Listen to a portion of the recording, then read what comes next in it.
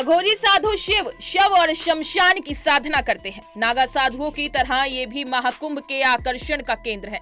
लेकिन अघोरियों के दल बहुत बड़े नहीं होते और ज्यादातर अघोरी अकेले ही जीवन जीते हैं। शमशान में साधना करने वाले ये साधु भगवान शिव को अघोर पंथ का प्रणेता यानी रचयिता मानते हैं। अघोरी साधु मुख्य रूप से तंत्र साधना करते हैं और इससे कई तरह की सिद्धियां भी प्राप्त करते हैं।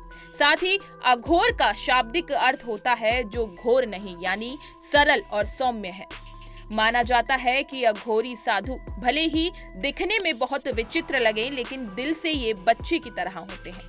हालांकि इनकी साधना और दीक्षा बहुत कठिन होती है। ऐसे में आज हम आपको एक अघोरी बनने की शुरुआती प्रक्रिया के बारे में जानकारी देंगे।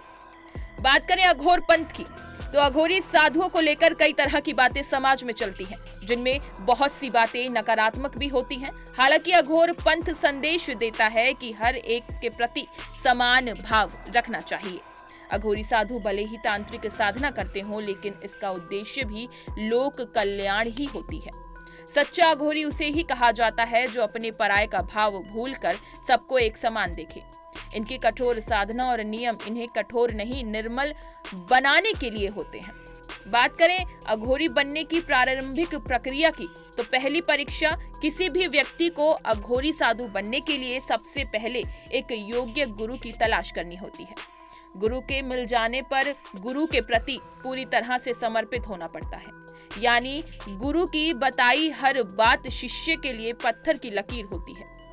इसके बाद गुरु शिष्य को एक बीज मंत्र देता है जिसकी साधना शिष्य के लिए परम आवश्यक होती है। गुरु द्वारा बीज मंत्र देने की इस प्रक्रिया को अघोर पंथ में हिरित दीक्षा कहा जाता है। हिरित दीक्षा की परीक्षा को पार करने के बाद गुरु शिष्य को अगले चरण में ले जाते हैं। वही बात करें दूसरी परीक्षा की, हिरित दीक्षा के बाद गुरु शिष्य को शिरित दीक्षा देते हैं। इस दीक्षा में गुरु शिष्य के हाथ, गले और कमर पर एक काला धागा बांधते हैं और शिष्य को जल का आचमन दिलाकर कुछ जरूरी नियमों की जानकारी देते हैं। साथ ही शिष्य से वचन भी लेते हैं। इन नियमों का पालन शिष्य को करना होता है और अगर इनमें शिष्य सफल ना हो पाया तो दीक्षा आगे नहीं बढ़ती।